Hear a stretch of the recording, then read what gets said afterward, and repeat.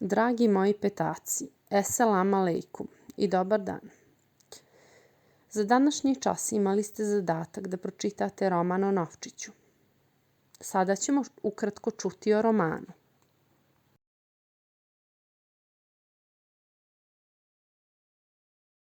U prvom dijelu romana govori se kako je Novčić napravljen u jednoj kovnici novca. Iz te kovnice je, zajedno sa drugim novčićima, završio u banci u jednom malom mjestu. Iako je bio zatvoren u ladici, ondje mu je bilo ugodno i zanimljivo, jer je mogao čuti što se događa u tom malom mjestu. Jednog dana je dospio u ruke žene sa sela koja je imala mnoštvo djece. Novčić je uživao u društvu djece, ali novac kao novac nije se mogao dugo zadržati na jednom mjestu. Žena je jednog dana pokupila sav novac iz novčanika jer je htjela kupiti nešto svojoj djeci, pa je Novčić završio u trgovini. Tamo se našao u jednoj uskoj ladici u kojoj se nalazilo mnoštvo novca, pa je vladala velika gužva. Društvo je bilo veliko i šaroliko, ali Novčić se odmah upoznao sa mnogima od njih. Ondje je upoznao i djevojčicu Novčić, koja mu ispričala o svom porijeklu i o tome kako je, nažalost, jednom prilikom završila u rukama nekih škrtača, koji su osim toga bili zatvoreni i zločesti. Ubrzo je došlo vrijeme i da se sa njom pozdravi, a na rastanku joj je obećao da je nikada neće zaboraviti. Novčić je i sam kasnije došao u ruke jedne bake koja je imala mlin. Baka je u mlinu živjela sa crnim mačkom koji se zvao Grom i na kojeg je ona stalno vikala, ali se vidjelo da ne može bez njega. Novčić je spremila u staru i masnu vrećicu, a unutra se nalazila i stara poluraspadnuta novčanica, koja se voljela šaliti na vlastiti račun. Nekoliko drugih novčića, kao što je i ovaj iz romana, Srebrnjak, kojeg niko nije razumio, jer miješa sve moguće jezike, te mnoštvo drugih sitnica, poput iskrivljene igle, končići i tako dalje. Baka je vrećicu sa novcem spremila u ladicu starog kredenca, a jedne večeri se u mlinu pojavio razbojnik. U potrazi za novcem je porazbijao sve po mlinu. Novac iz vrećice je nasilno promijenio vlasnika, jer je taj razbojnik udario baku koja je spavala. Možda je čak i usmrtio i odnio novac sa sobom. Novčić se tada nalazi u razbojnikovom smrdljivom džepu. On i ostali su se pitali gdje će završiti. Kao da plaća kaznu za učinjeno zlo, razbojnik se ukliznuo prelazeći rijeku i počeo se utapati. Novčić je sretnom slučajnošću ispao iz razbojnikovog džepa i potonuo na dnu rijeke. Prvi dio se završava razmišljanjem Novčića o tome što će se dogoditi kad se na nebu sretnu mrtva baka i utopljeni razbojnik. Drugi dio romana počinje opisom toga što se događalo Novčiću na dnu planinske rijeke. Novčić je strahovao da će dno te rijeke biti njegov grob. U početku su ga posjećivale ribe koje su valjda mislile da im on može biti hrana. Jednom su preko rijeke prolazili konji koji su ga umalo zgazili. Nakon toga su rijeku prelazili cigani, ali niko od njih nije primijetio Novčiću pijesku. Pijesak je upravo bio najveći Novčićev strah, jer se bojao da će ga zatrpati. Novčić ni sam nije znao koliko dugo se nalazio na dnu rijeke, ali jednog letnjeg dana su na kupanje u rijeci došla neka djeca. Jedan od dječaka je roneći pronašao Novčić u pijesku. Svojim se pronalaskom hvalio prijateljima, ali oni su omalovažavali nađeni Novčić, koji je ipak bio sretan jer se više ne nalazi u hladnoj vodi, među ribama koje ne progovaraju. Dječak je odnio Novčić kući i pokazao ga svojoj majci, koja je također rekla da baš i nije vrijedan. Novčić je nakon toga ostavljen u jedan otvor u kuhinji zajedno sa iglama, raznim koncima i nekom kuticom. Prolazili su dani, a dječak je odlazio u školu iz koje se nekad vraćao sretan, a nekad tužan. Kroz kuću su prolazili ljudi, ali i mačke, psi i ponekad kokoš. Novčić se pitao do kad će čamiti u tom otvoru kuhinjskom zidu, jer iako nije pretjerano vrijedan, za njega se ipak može nešto kupiti. Na njegovom metalnom tijelu se počela skupljati prašina. Jednog dana se dječak seti novčića, uzme ga iz onog otvora i tiho prošaputa kako zna šta će učiniti sa njim. Odnio ga je kod zidovskog trgovca Samuela i za njega kupio stakleni kliker u kojem se vidio mali Betlehem, zvijezde, štalica, ovce i mudraci. Tako se novčić našao u kasi trgovca Samuela. Masivna kasa je bila podijeljena u 3 dijela, a sva mesta na kojima se novčić prethodno nalazio nisu bila ništa u usporedbi sa bogatstvom, raznolikošću i redom kakav je vladao u kasi ovog trgovca. U donjem dijelu su se nalazili vrijedonosni papiri, dionice. Taj dio je bio najmirniji i prožet nekom ozbiljnošću. U dijelu iznad nalazile su se razne novčanice, nemačke marke, američki dolari, neke posve nepoznate novčanice, zatim engleske funte, japanski jeni, švicarski franci, krune, lire, forinte, dinari itd. Bilo je u tom dijelu i poderanih i umrljenih novčanica koje su izgledale jadno i žalosno. U posljednjem dijelu kase nalazio sitni metalni novac, među kojim je bio i novčić. Trgovac bi ponekad vrata kase ostavljao otvorenima, pa bi novčić na trenutak mogao vidjeti i čuti šta se događa u dućanu. Video neke čudne, neobično obučene ljude koji su isto tako i čudno razgovarali i molili se. U 3. dijelu novčić napušta kasu zidovskog trgovca. Našao se u rukama veselog i raspjevanog muškarca, koji je imao oči različite boje. Novčić kao novčić ni tu se nije dugo zadržao. Neobični čovjek je sreo cigane i od njih je kupio kotao, pa se novčić našao među grudima jedne ciganke. Društvo mu je pravila čitava vojska novčića i mnoštvo čudnih stvari koje je ciganka koristila za čarobne zapise.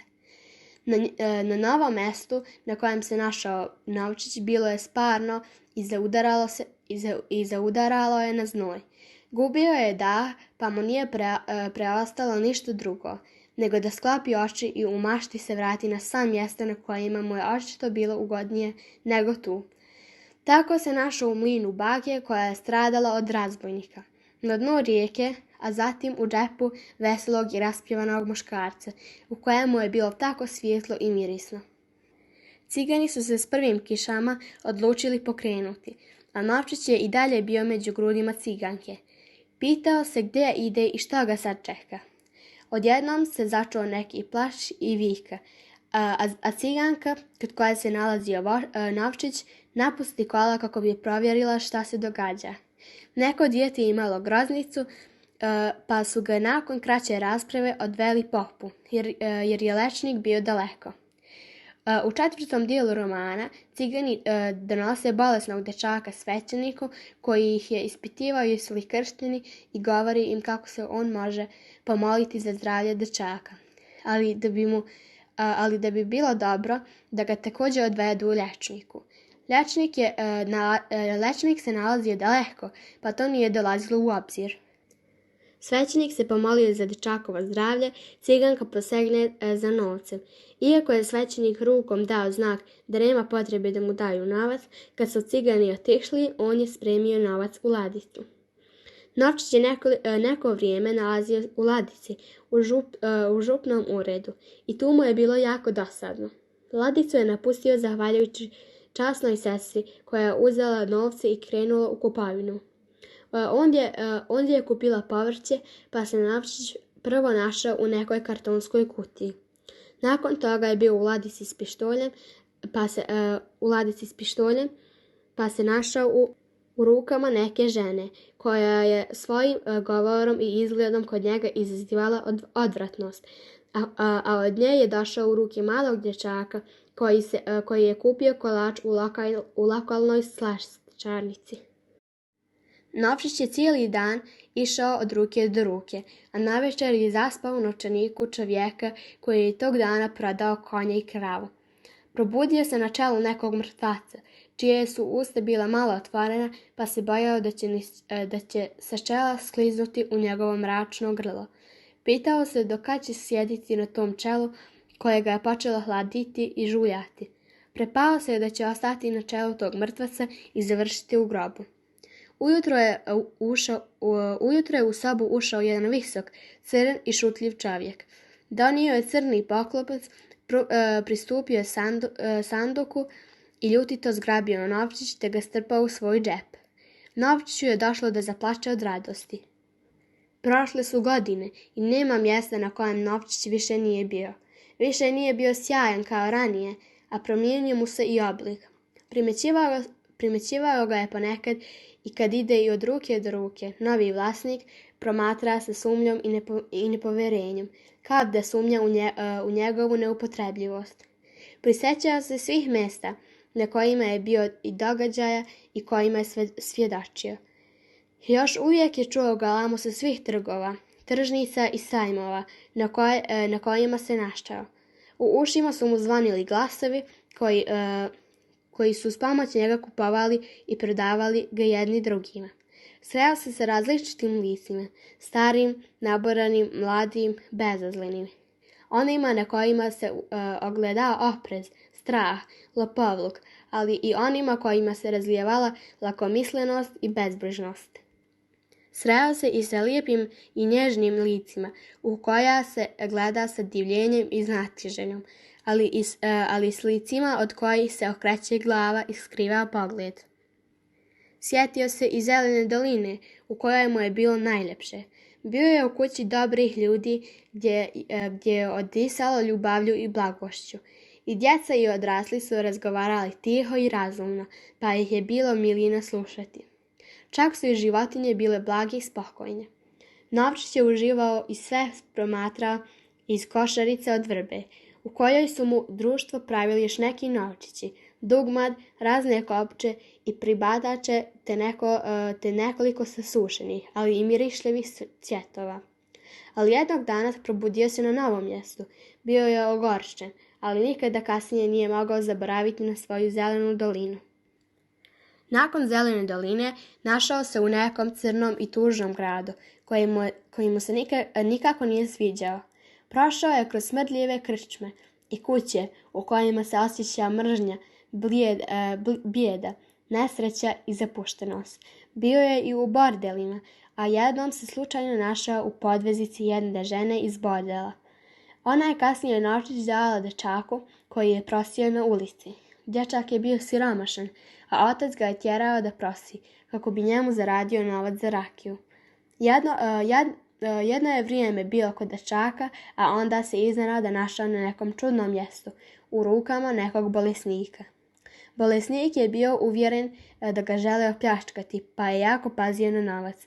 Živio je sam, a njegovu kuću je dolazila čistiti jedna siromašna, mršava devojčica. Ona je jednog dana iskoristila bolesnikovo neoprezno ponašanje i ukrala baš taj novčić. Za novčić je htjela kupiti toplo pecivo, ali kad je vidjela da je prodavač luđak od kojeg je ukrala novčić, pobjegla je kući. Dok je ona spavala, njena majka je uzela njezinu haljinicu i bacila je na hrpu prljave odjeće, spremne za pranje.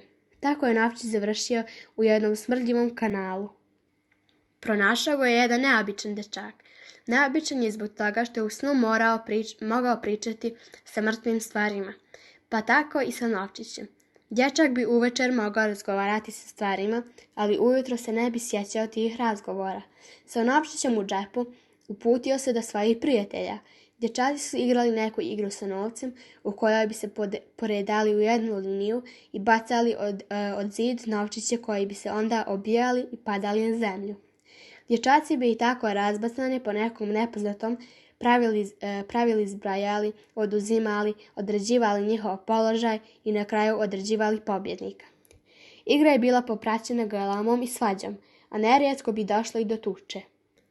Baš u jednoj takvoj gužvi je novčić opet promijenio svog vlasnika. Jedan od tih dječaka ga je ukrao i strpao u svoj džep. Igra se ponavljala svaki dan i svaki dan bi neko od dječaka iskoristio gužvu i krao novčić. Novčić je bio osuđen da ga dječaci kradu jedni drugima i nije shvaćao zašto se to događa samo njemu, zašto ne kradu druge novčiće.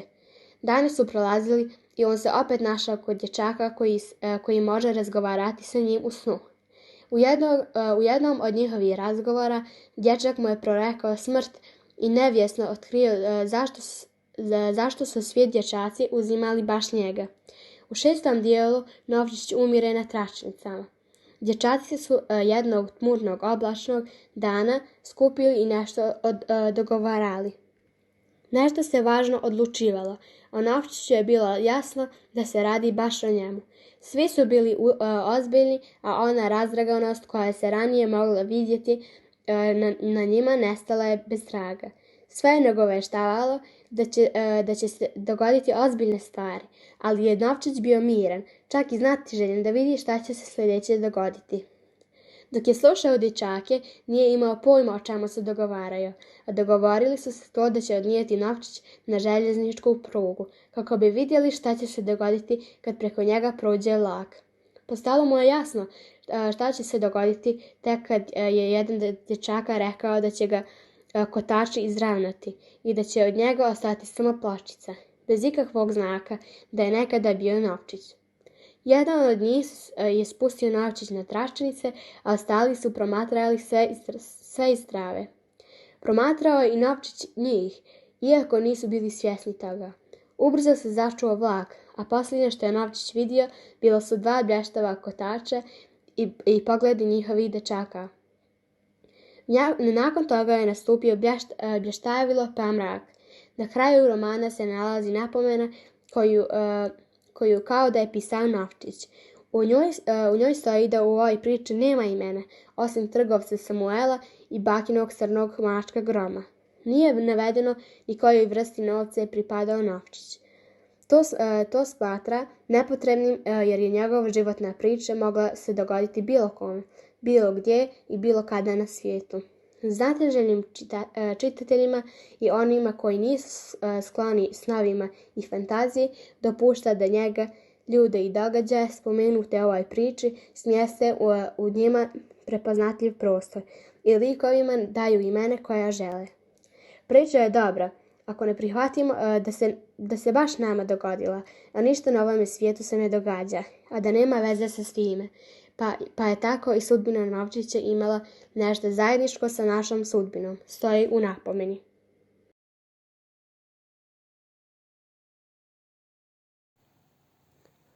Naučimo zajedno. Književni rod, epika. Književna vrsta, roman. Roman je najopširnija književna vrsta, a ujedno i najpopularnija. Ideja nekog književnog djela predstavlja opći stav o određenom problemu.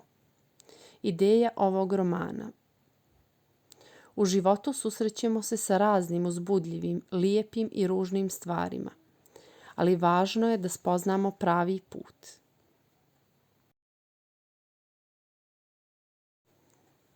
Uradite sami. Odredite temu ovog romana. Odredite ideju.